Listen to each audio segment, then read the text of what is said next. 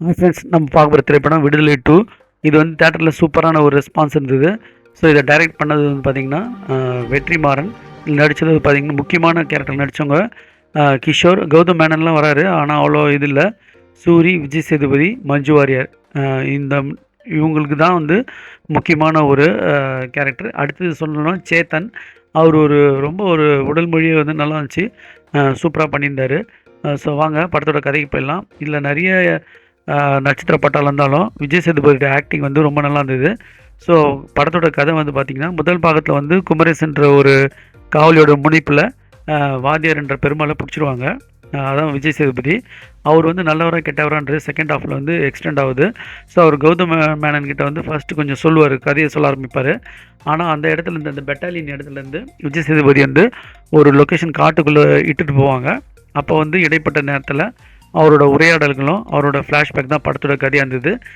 முதல் இதுவாக வந்து பார்த்திங்கன்னா இன்சிடெண்ட்டாக வந்து கருப்புன்றவனும் அவனோட காதலி வந்து என்ன ஆகுறாங்க அப்படின்றது தான் அந்த ஃபஸ்ட்டு இது. அதில் வந்து ஜாதி ஆதிக்கம், அப்புறம் வந்து பன்னியாரோட ஆதிக்கம், அதெல்லாம் வந்து ரொம்ப ஓவராக இருக்கும், பயங்கரமாக இருந்துச்சு.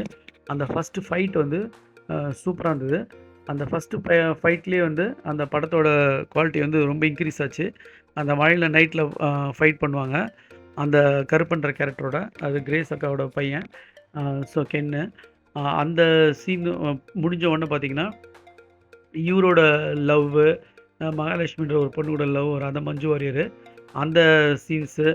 அப்புறம் அடுத்த செட்டு வந்து பார்த்திங்கன்னா, இந்த பண்ணையாரை பழி வாங்கிறதுக்கு இன்டர்வல் வரையும் ரொம்ப இந்த படம் வந்து ரொம்ப சூப்பராக போச்சு. அந்த தோழரோட இது அந்த அமைப்பில் போய் சேருவார் அவர். ஸோ இடதுசாரி கட்சின்ற ஒரு அமைப்பு மாதிரி போய் சேர்ந்து அதில் இருக்க தலைவருக்காக இவர் போராடுவார். அதுக்கு பழி வாங்கிறதுக்கு செகண்ட் ஆஃப் வர வரைக்கும் இந்த படம் வந்து இந்த பன்னியாரை பழி வாங்குறது, இந்த தோழருக்கு தலைவருக்காக போராடுற வரைக்கும் இந்த படம் ரொம்ப சூப்பராக போச்சு. இதுக்கு அப்புறமா பார்த்திங்கன்னா செகண்ட் ஹாஃபில் மஞ்சு வாரியரோட லவ் வந்து கொஞ்சம் எக்ஸ்டெண்ட் ஆகி காட்டுறது, அப்புறமா வந்து இந்த காட்டுக்குள்ளேயே நடந்து போகிறது, அப்புறம் அங்கேருந்து இவர் வந்து போலீஸை காப்பாற்றுறது, இவர் என்ன பண்ணாங்கன்னு காட்டுறது வந்து இந்த ப்ரீ கிளைமேக்ஸ் வரையும் அப்படியே இழுவே ஆகிடுச்சு. அதுதான் படத்தோட கொஞ்சம் ட்ராபேக்னு சொல்லலாம். அடுத்தது வந்து பார்த்திங்கன்னா படத்தோட மியூசிக்கு, நிறைய இடத்துல வந்து மியூசிக்கு ஆர்ஆர் நல்லா இருந்துச்சு, அந்த பாட்டு ஒன்று சுமாராக இருந்துச்சு.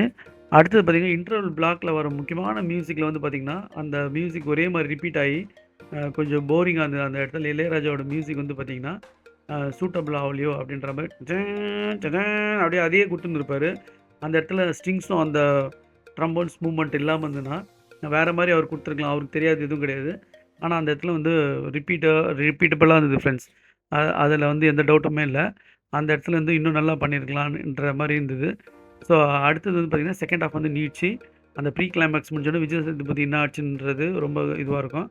அப்புறம் சூரி வந்து அவர் ஃப்ளாஷ்பேக் சொல்லி முடிக்கிற மாதிரி, ஒரு லெட்டர் எழுதி முடிக்கிற மாதிரி அந்த படம் முடியும்.